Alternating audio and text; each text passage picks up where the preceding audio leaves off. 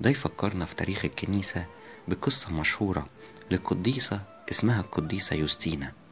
كان عندها تقريبا 16 سنة لما أمنت بالسيد المسيح في مدينة أنطاكيا، ومن بعد كده من كتر حبها لربنا نذرت نفسها للبتولية استعدادا للرهبنة. لكن في الوقت ده شافها إنسان اسمه أغلايدوس، والإنسان ده كان إنسان وثني وعايز يرتبط بيها أو يتزوجها.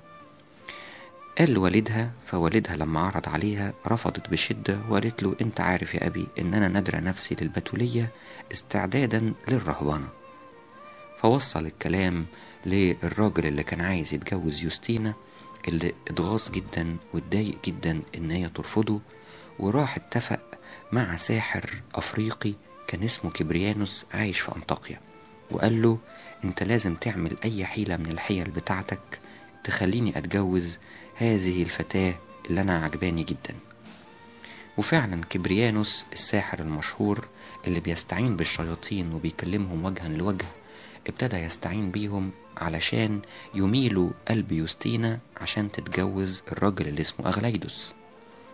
في الحقيقة الشيطان الأول غلب وتعب معاها جدا، لأنه كان كل ما يقرب منها يلاقيها بتصلي أو بترشم الصليب، فيرجع لكبريانوس مغلوب ومكسوف، لدرجة إن كبريانوس هدده وقال للشيطان: يبدو إن إله يوستينا أقوى منك. طبعا الشيطان أصر إنه يظهر عكس كده لكبريانوس، يحسن كبريانوس وكل أتباعه يتركوا الشيطان ويتبعوا المسيح. فأخذ الشيطان في الأول شكل عذراء وراح ليوستينا كأنها عذراء أو رهبة جاية تقول لها إن الزواج أفضل وإنتي مدعوة للزواج مش للرهبنة، والسيد المسيح بارك الزواج وسر الزيجة، وربنا قال لآدم وحواء: اسمروا واكسروا واملأوا الأرض. فيوستينا قعدت تفكر ورشمت الصليب علشان ربنا يرشدها، وهي لسه بترشم الصليب اختفت العذراء اللي قدامها دي اللي هي كانت الشيطان في الحال. مش بس كده، فضل الراجل اللي اسمه أغلايدوس يروح لكبريانوس ويقول له برضو: انت ما خلتش قلبها يحن إلي ولا انها توافق على الارتباط مني، يبدو انك انسان ضعيف وشيطانك شيطان ضعيف. لكن ساعتها الشيطان فكر في حيلة تانية يعملها قدامهم هما الاتنين علشان يكسب الجولة وما يخسرش اتنين من اللي بيحبوه أو اللي بيستعينوا بيه. فللمرة التانية يتنكر الشيطان في هيئة يوستينا نفسها ويخش عليهم ويقول: أنا جيت لك أهو بإرادتي، كبريانوس ده عظيم والشيطان بتاعه أعظم، أنا جيت لك بإرادتي ومسلمة لك نفسي. ساعتها يدوبك أول ما شافها كبريانوس، وطبعا هي الشيطان هي مش يوستينا، صرخ كبريانوس وقال: معقول انت جيت يا يوستينا؟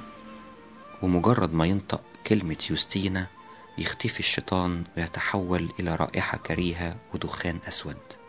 وفي الحال يدرك كبريانوس وأغلايدوس إن اسم يوستينا فقط، هذه الشابة العفيفة، اسمها لوحده قدر يطرد الشيطان ويبخره في الحال.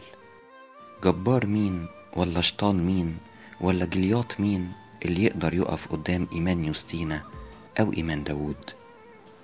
والمفاجأة أن يتحول كبريانوس لقديس عظيم من بعد هذا الموقف ويعلن إيمانه، وتعدي الأيام وتصبح يوستينا رهبة من الرهبات، وكبريانوس يقال أنه أخذ رتبة كهنوتية. وبعد مرور سنوات، وتحديدا يوم 21 توت 258 ميلادي، يستشهد القديس كبريانوس والقديسة يوستينا في نفس اليوم بأمر من الملك لما طلع مرسوم بقتل المسيحيين. حقيقي إلهنا إله قوي وقديسنا قديسين عظماء، إذا كان مجرد اسمهم يغلب شيطان كبير، فما بالك علامة الصليب واسم إلهنا.